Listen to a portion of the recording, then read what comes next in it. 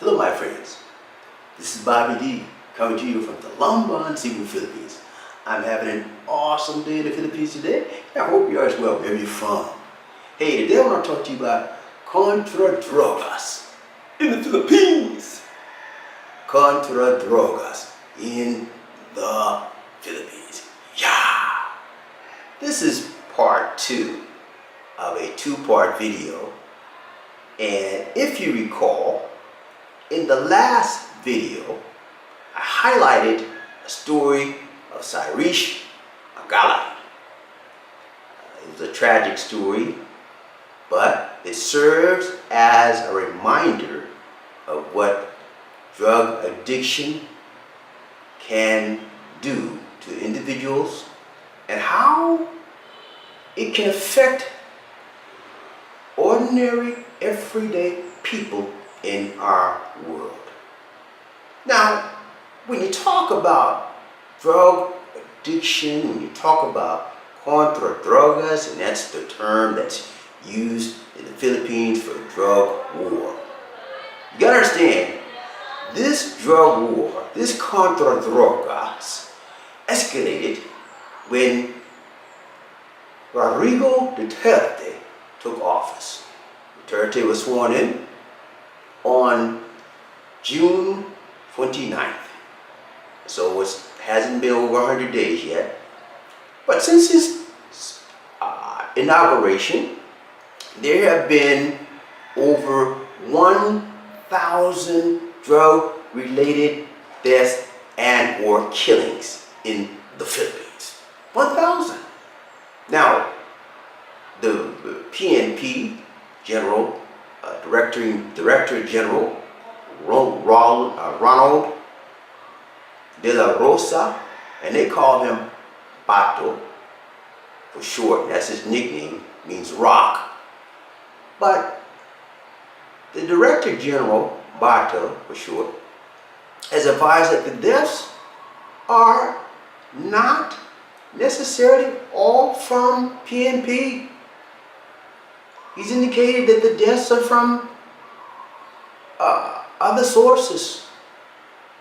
When we talk about the deaths, we're talking about 60% of the deaths are from drug-related. 60% of the deaths are what's considered as extrajudicial killings. In other words, vigilantism. Now, you gotta understand, the people in the Philippines voted for Duterte as the president with an overwhelming margin. And so they knew his platform from the beginning.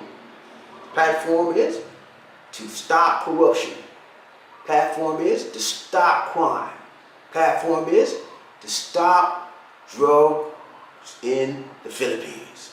And it was supposed to be done within 3 to 6 months. I want to let you know, the fact is, the campaign on drugs is working. The campaign on crime is working. And the campaign on corruption is working. If he continues at this pace, he will meet a schedule of 6 months. We're curtailing drugs, curtailing crime, curtailing corruption. But let's focus on the drugs for now.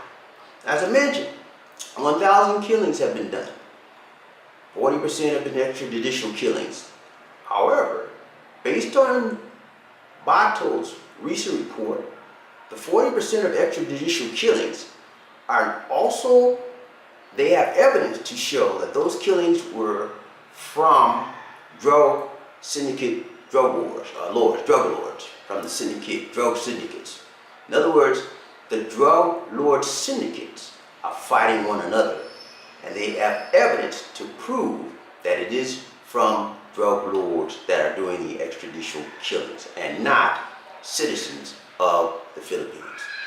Now, next week, beginning Monday, it should be Monday or Tuesday, August 21st, August 22nd, there will be a Senate hearing on the extrajudicial killings in the Philippines. and Bato is scheduled to testify. Now, it is important to understand that when you have a war, there will be what? Casualties. It is sad that any life at all is terminated. Death comes to any life at all. But you gotta understand, we are in a war. And when there is a war, there are two sides to the war. Two opposing sides. One wants to have their way, the other wants to have their way. One side has to win. And hopefully it is the right side, and that is the side of the government. As an expat, I have to let you know, there have been foreign nationals that have been arrested regarding the drug war. Primarily, the foreign nationals have been Chinese.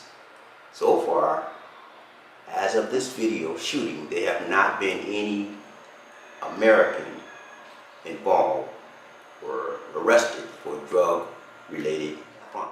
Could that change in the future? Of course, it could change. Anything can happen here in the Philippines because this is a foreign country. But you understand? When we are dealing with a problem with the scope and magnitude of drug addiction, we have to have someone in place that has a plan and that can work that plan. And the police have a right to defend themselves against any type of criminal activity towards them. That is called self-defense. Okay? Now, there's been some attacks, personal attacks. President Duterte has launched a personal attack on one of the senators in the Philippines, Senator Leila DeLima. He has indicated that she may be involved in extramarital affair, an adulterous affair with her driver. Now, many consider this to be a low blow. But if you have to understand, anytime you're in public office, your life is an open book. Anytime you're in public office, you are subject to scrutiny. And in particular, to the president that she is under. Now, if you recall, those of you that are from USA, several years ago, President Obama had found one of his leading generals in the war against Afghanistan was caught up in an extramarital affair, an adulterous affair. And what did he do?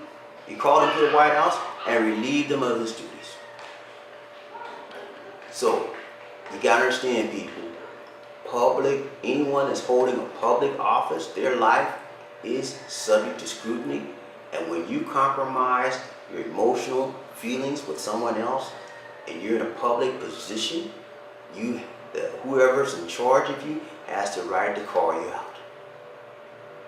Okay? It has the right to call. Now, nobody likes that, but it has to be done. You're wrong, and it has to be acknowledged. Now, that points us to the type of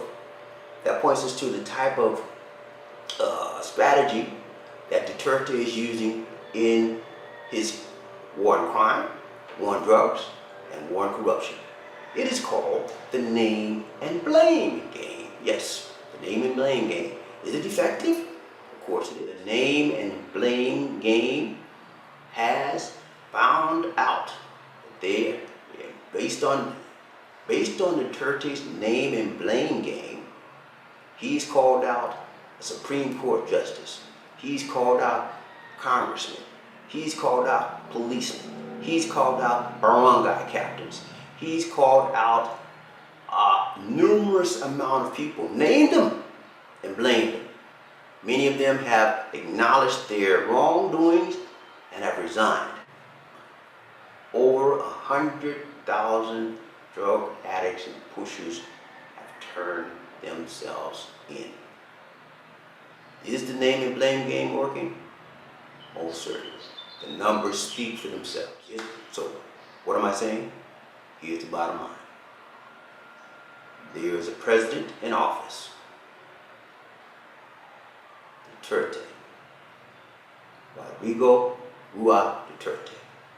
He has selected and handpicked the chief of the Director General of the PNP, the Philippine National Police. That is Ronald de Larosa, or Bato. Together, they are going to stop and limit crime. They're going to stop and limit corruption, and they're going to stop and limit the war, limit drug use in the Philippines. As an expat, the question is, do you have anything to fear coming to the Philippines? Of course not. Yeah, at this time, there's nothing to fear. If you want to come to the Philippines, come right ahead. Enjoy the beautiful country and the beautiful. So basically, that's it, my friends. This has been Bobby D. I want to bring you a brief introduction, a brief review of the Contra Droga drug wars that has been escalated since Rodrigo Duterte took office. This is Bobby D saying take care. God bless. Peace.